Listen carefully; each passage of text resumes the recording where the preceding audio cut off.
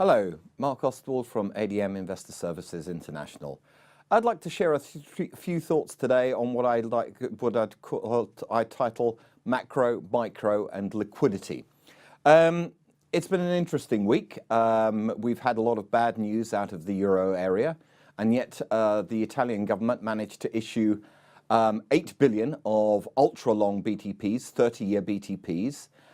Remarkably, for something as big as that, the book for this in syndication was a whopping 41 billion euros, really underlining people's reach for yield. It certainly outperformed the rest of the Italian curve, which has obviously been responding to a lot of negative news.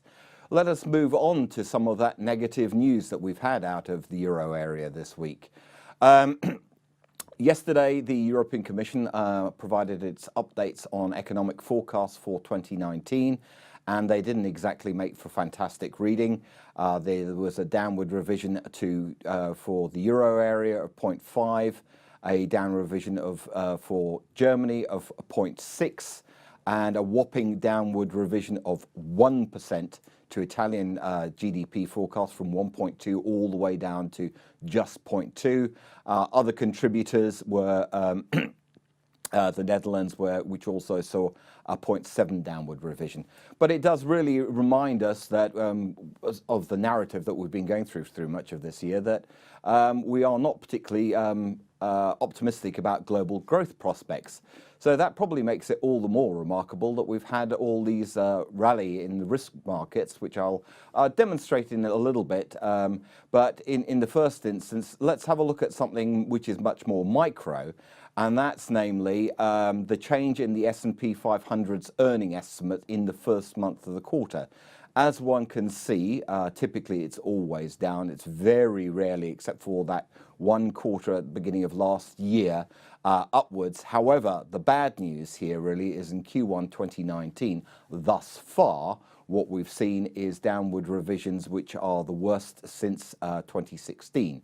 So that is certainly going to prove unsettling, and it changes the tune from the optimism that we apparently had in equity markets and indeed credit markets to start the year.